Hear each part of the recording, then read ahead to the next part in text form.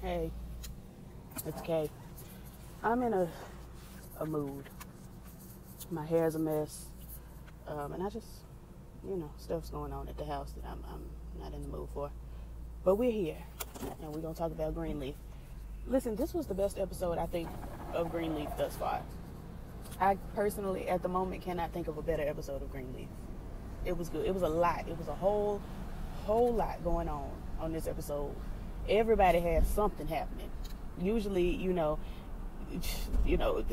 Lady May and Bishop will have something going on, and maybe Zora and then Grace, she just minding her business, and Charity's everybody just be minding their business. This episode, everybody had something going on, and it was a lot of something. So we see Clara, or as I affectionately call her, because I ain't know her name till this week, Sister Lottery. Well, we don't see her, but we hear that she's on line 1. She done called over to the church for Lady May. She gets on the phone, tells Lady May what we presume is that she's not going to be able to give no money. What's strange to me about that, because apparently her money manager told her that it didn't make no sense for her to give these folks her money because it's a personal debt and not a church debt, which, girl, finally they said something. Because I'm saying, like, churches are tax exempt. Why is we tiptoeing around acting like, the church is whatever. Anyway, I'm tired, and my mama she done pissed me off just now, and I'm trying to get the energy and the mental capacity to do this video. And the son she's doing too much. The son just be doing far too much. So I'm gonna loop right on around here, and we're gonna back it up. Back it up, and jump. Right foot stomp, and left foot stomp. Okay. This is better. Alright. My lips are unnecessarily red today. I don't know what her problem is. I did have some jungle juice. I did have some red fruit punch flavored jungle juice. It's strange to me that it took them so long to say that this is a personal debt. I guess they assumed that we already knew that. I mean, I did, but a lot of people did not. And it wasn't outright said, so, it's not something I could have just known. It's something that I was wondering about. But anyway, it's strange that the money manager says that she can't give no money.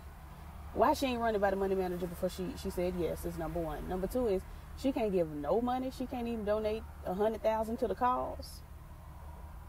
Like, no money. And I don't care anything about the bishop and lady getting their tax debt together. They could really go to jail and be out the picture, because right now, they're not the focus of my entertainment. It's no shade. Lady May kind of is on the spectrum of entertaining me, but Bishop, he's boring me. I'm tired of this carrying on with LaToya Luckett. LaToya is doing a wonderful job, but we'll get to her in a little while. But his whole little arc right now is on my nerves. But anyway, let me get into my notes, honey, because I done lost my place. Lady May goes into Bishop's office and lets him know that, it just says it all casually, like this is something that they had discussed as a contingency rather than something she just laying on him, which is, unprecedented. She's just like, yeah, and when we divorce, I'm just going to take over the church. She said it all like that's something we knew. Instead of saying, well, listen, this is what I think should go on. I don't think it's fair that you should take over the church and yada, yada, blah, blah, blah. It just don't make no sense to me. The whole to do with their marriage falling apart and them trying to get this money situation together is on my nerves. It's on my nerves a lot because we don't have Aunt Mavis to come in and clear up some things. We don't have Mac to come in and clear up things about the money. Mavis obviously about the affair. Like it's a bunch of stuff that feels uncertain and unclear, and they having this fight, and I just feel like I'm watching two people that I half care about having this tiff.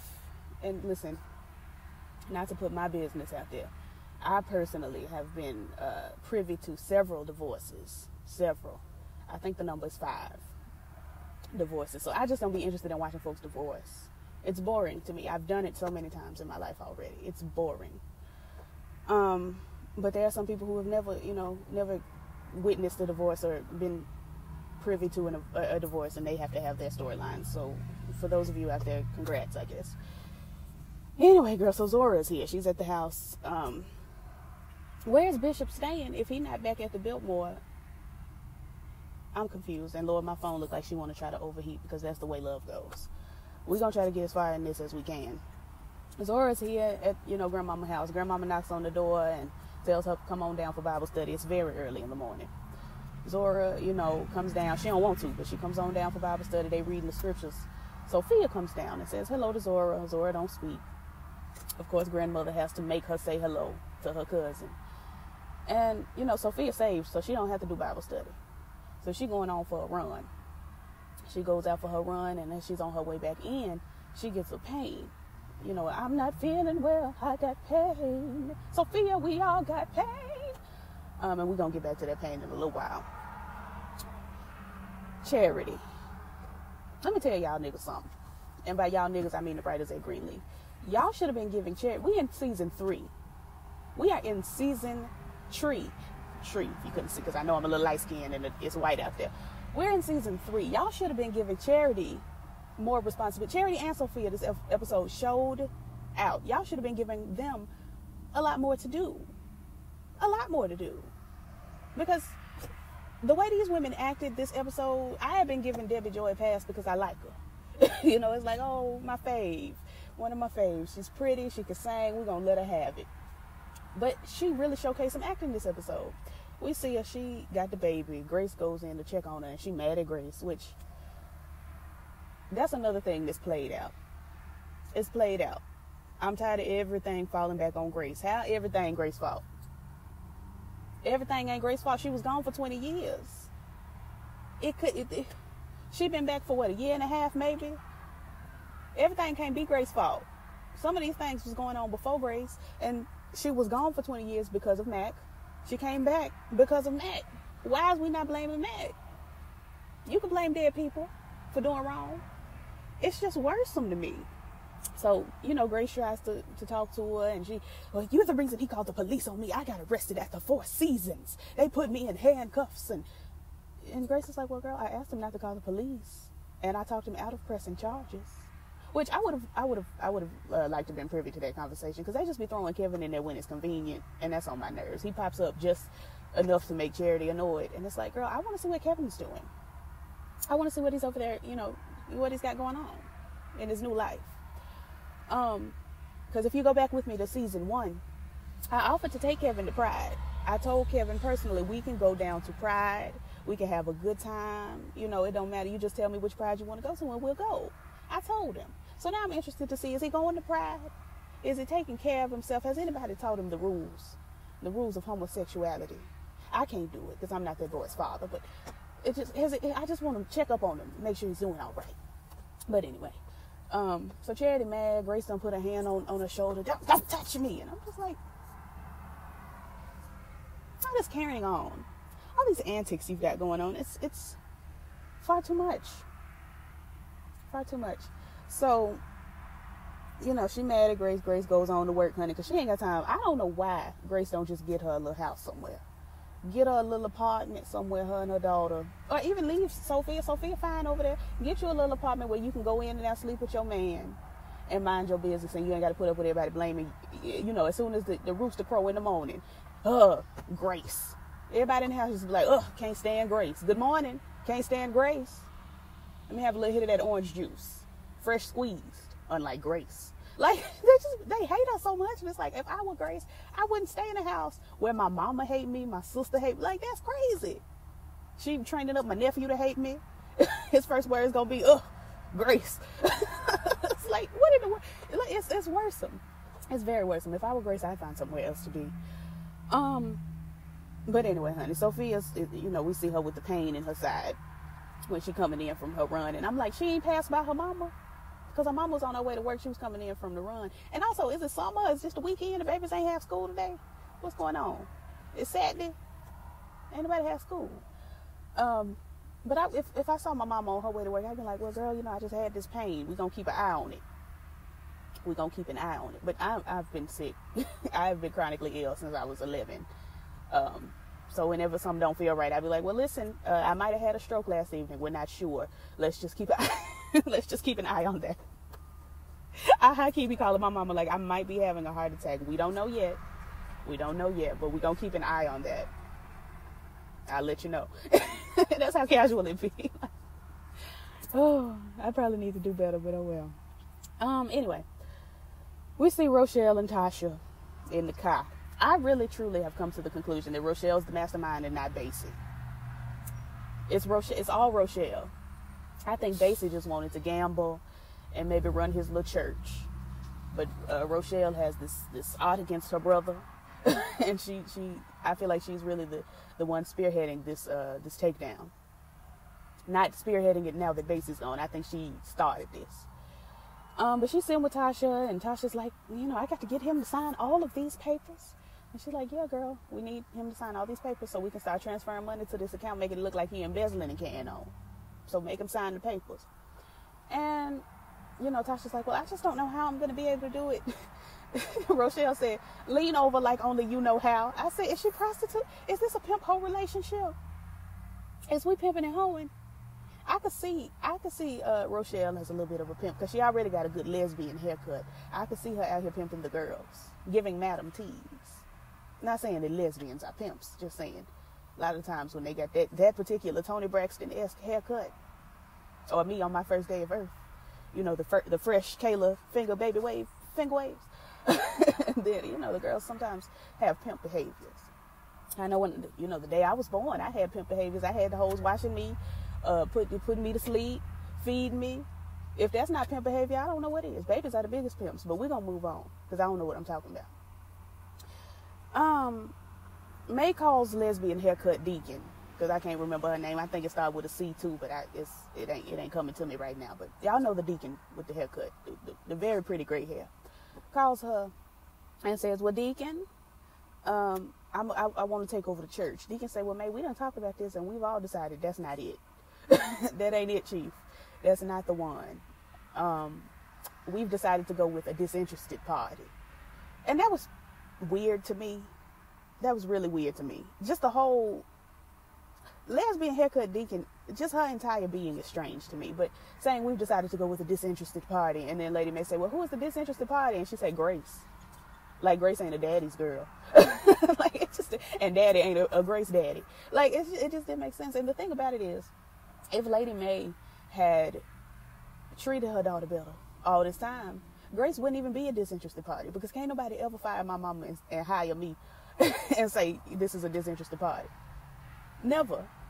Absolutely never. You can fire my daddy, you can fire my grandmama, my granddaddy's them, and I might be able to say I'm disinterested, but you will never tell my mama she can't have a job and then hire me and I'm the disinterested party. So May kind of dug herself a whole way back for this one. If she would have treated her daughter with a little more respect, some R-E-S-P-I-C-T, Al Sharpton, then, Grace probably wouldn't be as disinterested a party as they're claiming she is. But it's just very strange. And I'm gonna get to it later. But strange things are happening at the church that don't make sense to me. I'm gonna call y'all back on it when I get to this other little piece of conversation. So Sophia down there teaching the churn, honey, she got them walking blindfolded, talking about just as you trusted me to lead you through this maze, Jesus will lead you all the way. He'll lead you through life and he'll lead you through death. He'll just lead you. You'll be led. You're walking out here with your eyes covered, but that's all right because Jesus. Has anybody, on my sidebar, has anybody ever seen the PJs? It's an old show. It's kind of a claymation type show. Eddie Murphy, I didn't say Lynn Whitfield. Now I can't call this woman. Loretta Devine. Eddie Murphy, Loretta Devine, Jennifer Lewis. Like, it's a bunch of, like, hilarious people playing in the, as the cast. And Eddie Murphy's the main character. He's the super of the projects. There's an episode where he gets saved. And everything is Jesus. And it's the funniest thing I've ever seen in my life, ever. I've got to find the clip and post it on my Instagram where I post all my favorite clips. But there was a scene where he was giving, 99 bottles of beer on the wall, 99 bottles of beer. Take one down, pass it around, but I don't drink it because it's Jesus. And that's how Sophia is. Like, everything is Jesus. Like, literally, Super said, if you go into your refrigerator and you pull out, your refrigerator is Jesus. And if you go in your refrigerator and you see, cheese and butter, that's Jesus. But if you look in there and you see ham and it's got a little mold on it, don't eat that. That ain't Jesus. But the sandwich you gonna make is Jesus. And that's just how Sophia is. Everything is just, it's just Jesus. I just be so happy for the girls who are saved. But anyway, the boyfriend comes in while she's teaching the children, you know, the little saints. And he apologized. Well, he don't really apologize, but he like, let's go to lunch. Apparently, he done took the girl to lunch and told her that he could see a future with her, which is what all niggas say all the time. But, you know, she's just so naive. Bless her heart. Bless her heart. You know how many niggas told me today they could see a future with me? And it wasn't just Jesus. I done turned down 3 proposals this week. Moving on. Percy Lee is here. And I'm just trying to see what we're doing with Percy Lee. I'm looking at him very skeptically because he was really trying to sell Rochelle Skank's cross on this Carrying On. And, you know, Bishop was like, I'm having a little trouble with the taxi. You had some trouble. What would you do? Well, I would talk to that pretty young thing you had walking through the party. Now, listen, that party had a lot of people in it. Why, when he say pretty young thing, you immediately said, Miss Cross? She the only pretty young thing y'all had at the function? Suspicious. Suspicious, Bishop. It's suspicious. Especially when she left early. I'd have been like, who? Pretty young thing? I can't recall. I'm not sure. That's how I would have been, but that's just me. That's me and Jesus. But Percy Lee is like, yeah, she worked through Bitcoins and cryptocurrency, honey. She got all the money and she's smart. And if I were you, and Bishop and me both was like, hey, you know all this about her? Apparently he done been doing his research. It don't feel right to me. It don't feel right to me.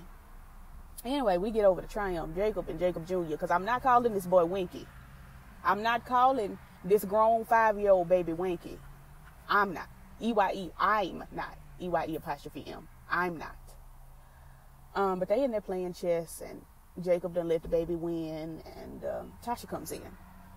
And Tasha's like, she finna try to get him to sign the paper, but she can't do it in front of the baby. And I'm like, what difference does it make? You gonna ruin their lives either way, and the baby is infected.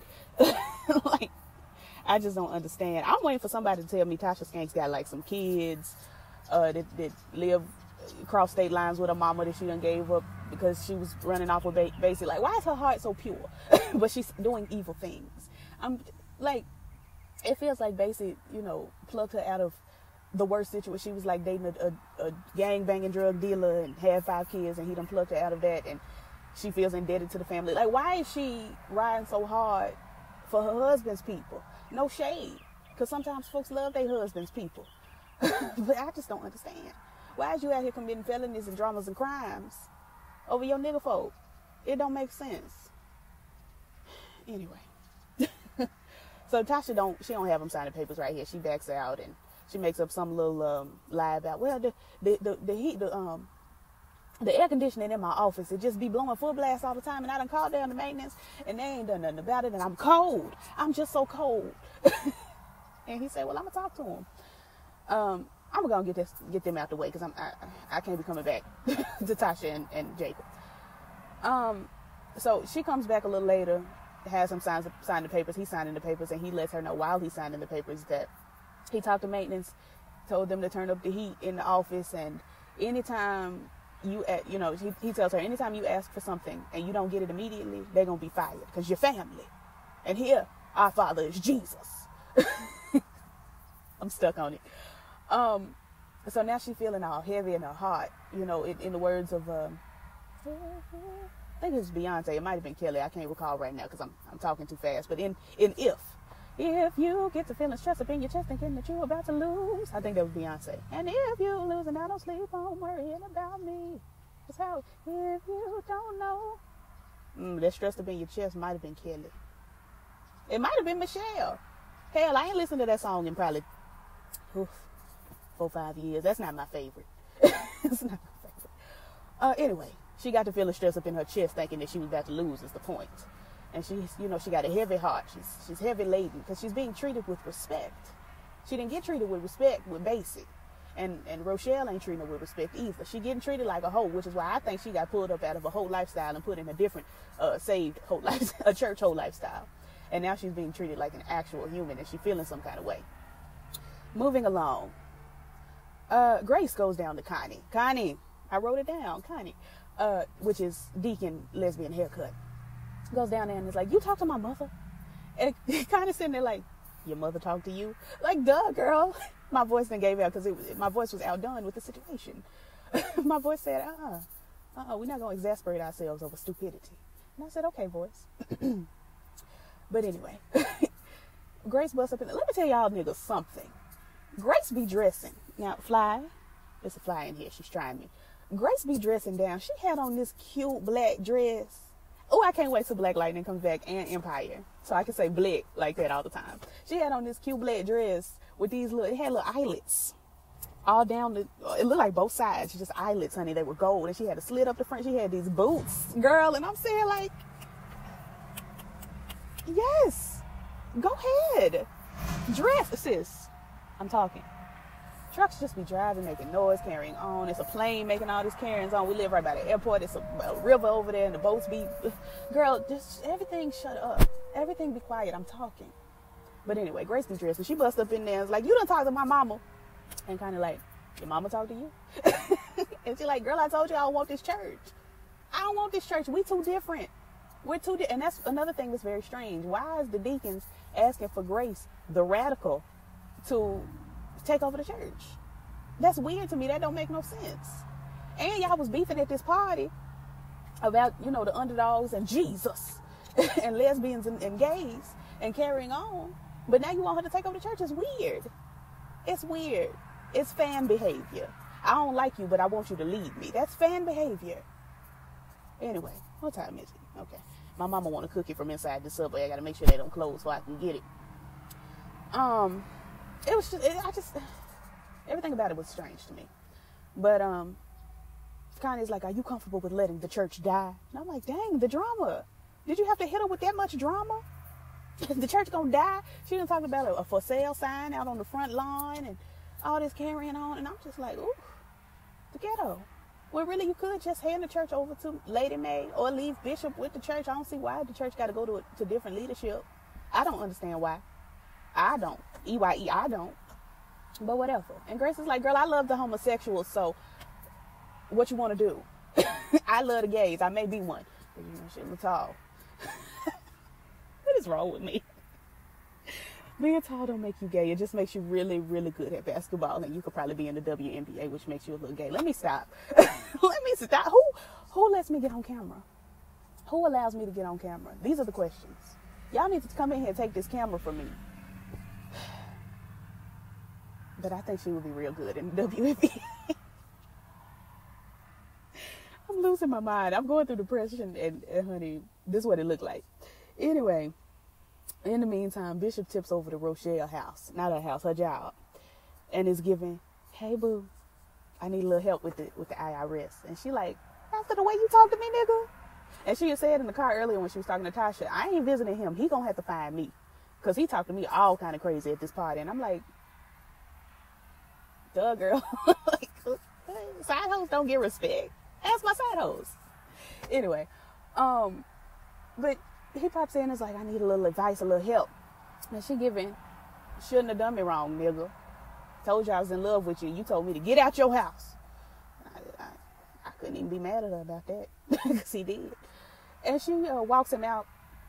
And she ain't dressing as much as she was dressing last season, but that's because she's pregnant. But she has him, you know, leave. And as he's walking out, she tells her slave, what you call it?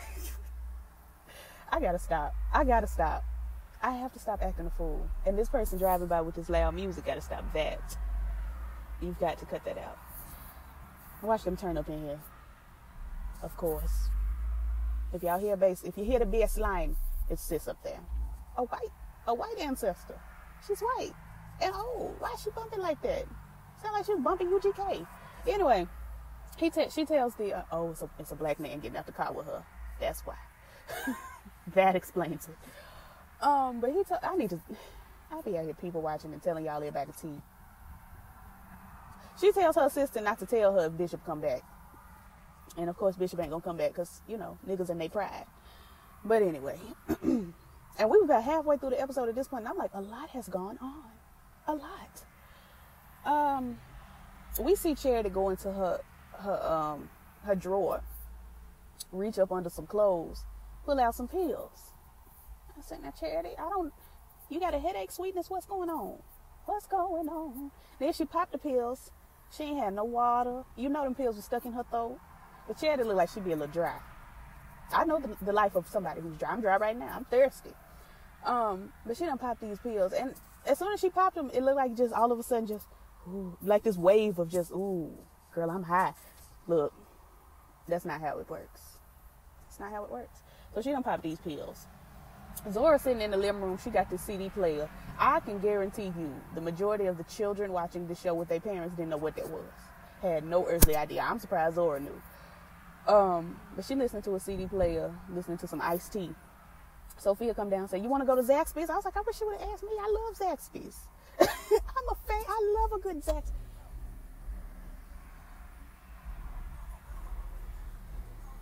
That's why your speaker's busted.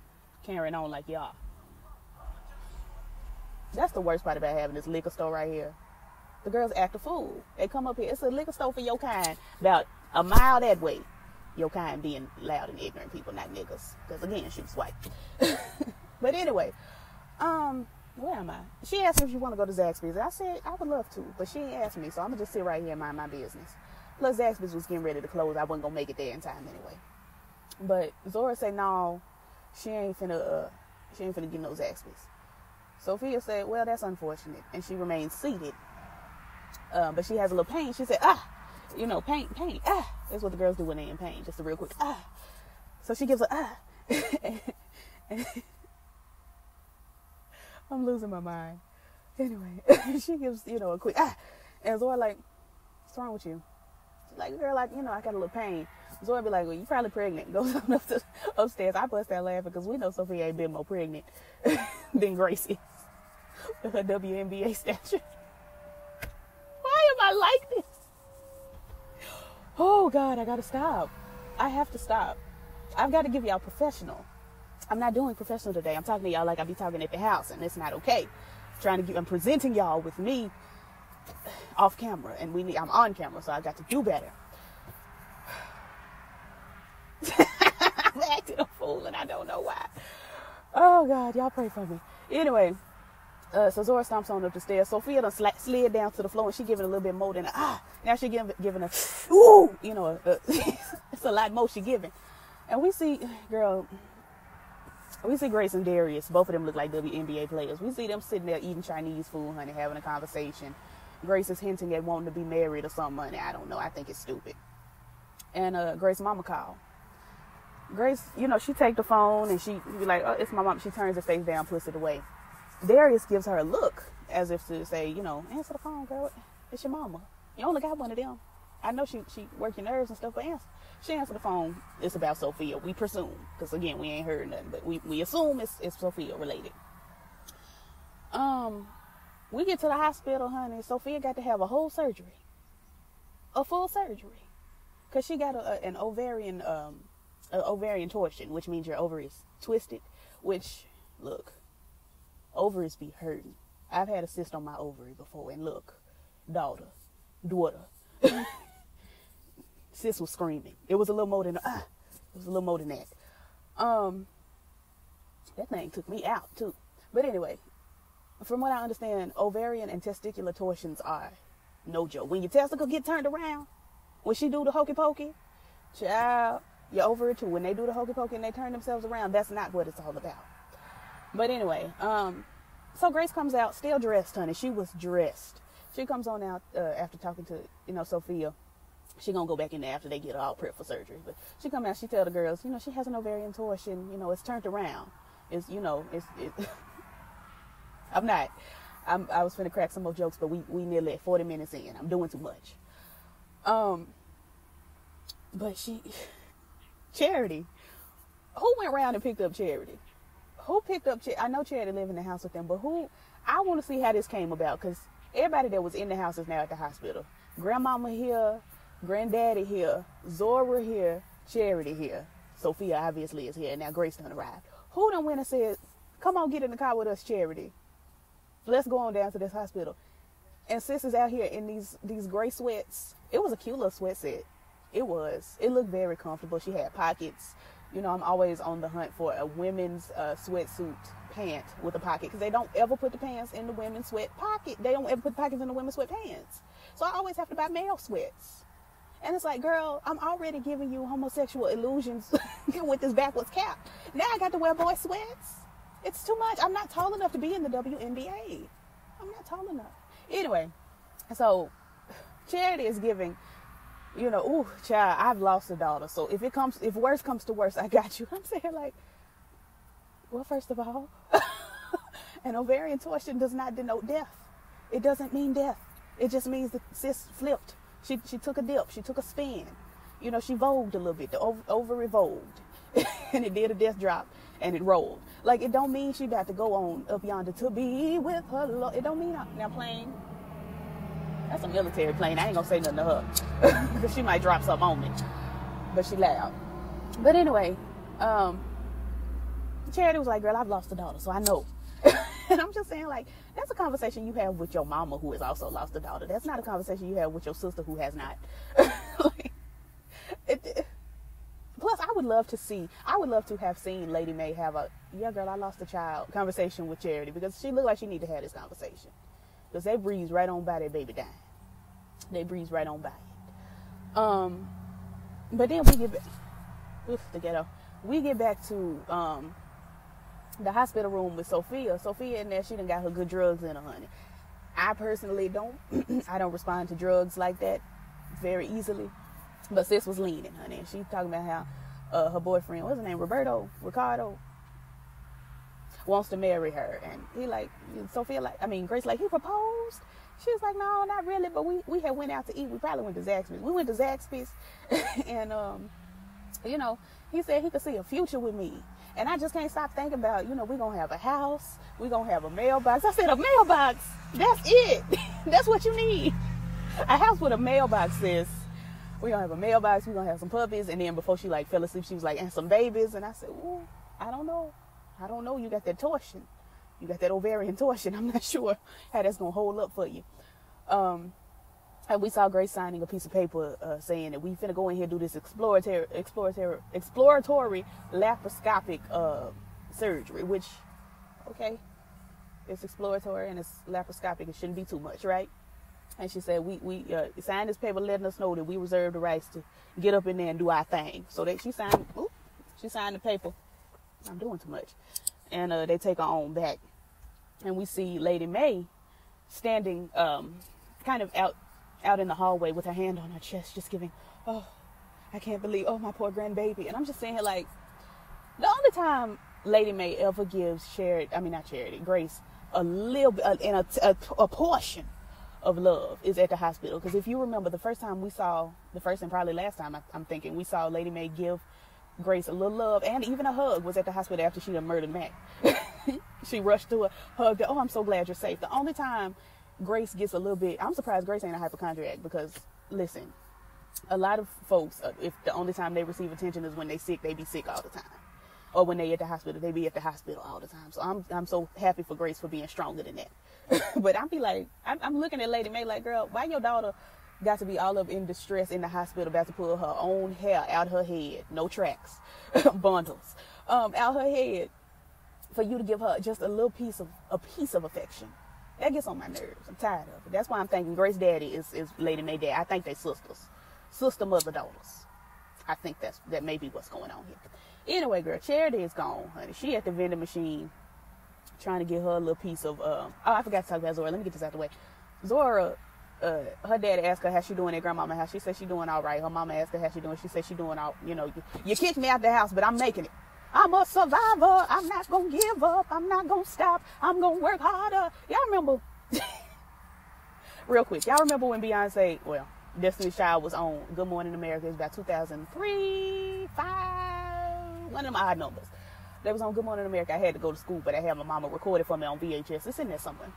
And they were singing Survivor, and Beyonce gave, I'm a survivor. I'm not going to give up. I'm not going to stop. I'm going to work harder. And she took it to church, and we was just sitting here like, go off.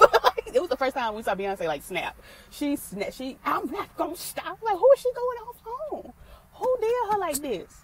Who did her like this? Anyway, that's what Zora's giving. You kicked me out the house, but I'm going to make it anyway.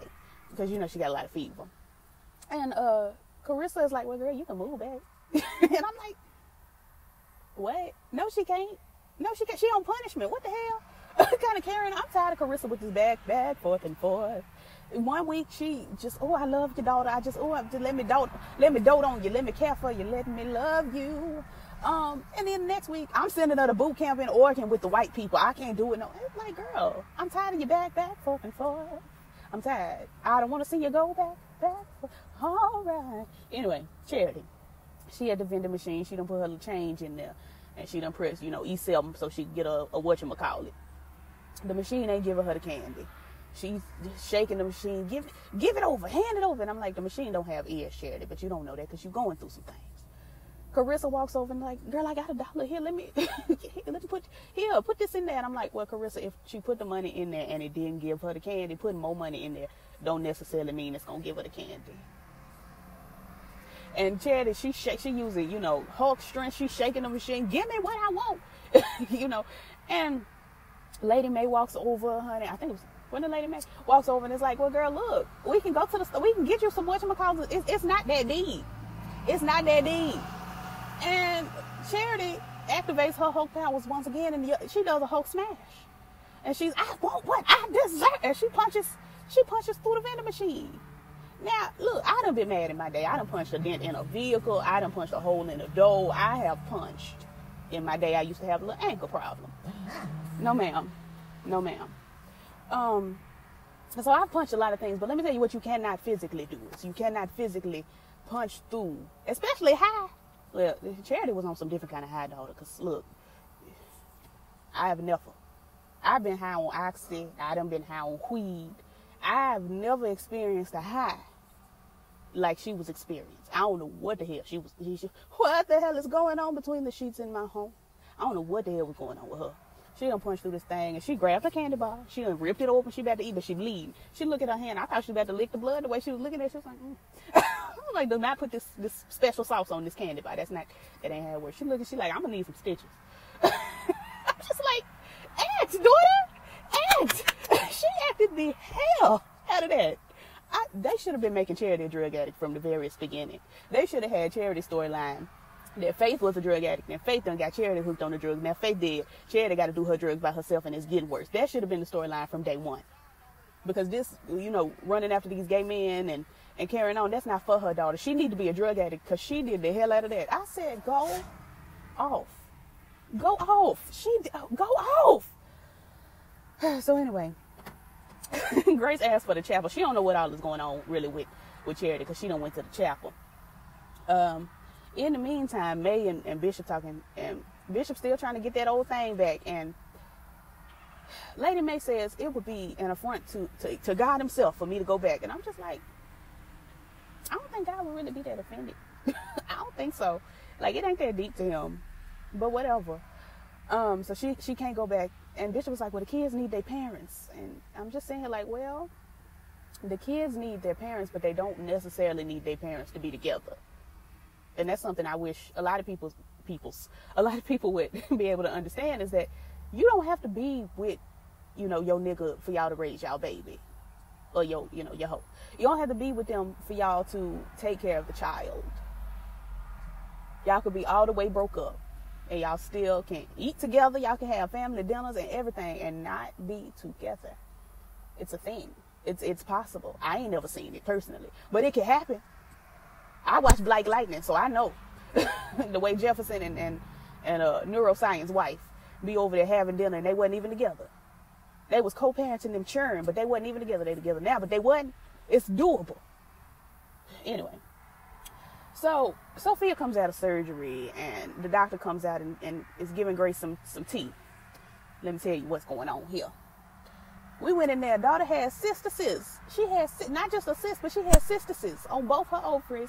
It's a thing that, couldn't do nothing about it. It's usually developed in utero, honey. It's the fetus be just, when the ovaries develop, the cystices develop too. Sometimes they got teeth and hair. I'm like, well, did hers have teeth and hair? Which is just mentioning teeth and hair for cysts generally don't have. That's a tumor. She asked, was it a tumor? And the doctor said no. And she said, is it cancer? The doctor said no. And usually the cysts are benign, but usually cysts are benign because they're not tumors. Tumors and cysts are different, and usually tumors have teeth and hair. But I ain't go to medical school, but I've had cysts, so I be knowing a few things. But anyway, so anyway, long story short, they had to take out the baby's ovaries, and I'm just like, unfortunate. It was a wasp. She tried me. I just want to live my best life and not endure the troubles of the world. Mahalia Jackson. But anyway, they done took the girl ovaries, so now Grace done had to go on and pray in the chapel. No, Grace had to tell Sophia. So she tells Sophia, hey, so they had to take your ovaries out. And Sophia is like, come again? Hey, Grace, like, well, your ovaries, they not in there no more. They took them. I can see if they put them in a jar somewhere so you can have them, but they're not going to be in your body. And Sophia is through. She is through. Sis started crying, honey. I said, look at daughter acting. Act, daughter. Act. She did that. She was crying, carrying on, and she just can't believe it. Why did God do this to me? And, oh, Jesus, and it ain't Jesus. It's not Jesus. And I'm just like, ooh, I can't imagine. Really, truly, just can't imagine. And I turned to my mama. I was like, is it that deep? Like, she can adopt. And even Grace was like, if you want children, you gonna be a mama. Like, it ain't nothing but death can keep you from it. And it's just like, I feel like they could have really just harvested some of her eggs. Because if she was having periods, then she has eggs. Scrape them eggs out, put them in a jar, freeze dry them. I'm sure Nana will pay for it. Like, she could still have her own churn. It's not my business. It's not my business. Anyway. So then Grace goes on down to the chapel. She down in there, and they done pushed Charity down to the chapel. Everybody come in, they saying the Lord's Prayer. Bishop gets a text from Rochelle giving I was just playing. And now he having this, should I go to her moment? And, Charity gets up, she goes and sits next to her sister, and they hold hands, and that's the way love goes. And I'm just like, ugh. It's just, ugh. Anyway, that was the episode. I've been on here forever and 2 days, and I got to do one more review before I run in here and get this cookie for my mama. And I will catch y'all in the next one. Peace.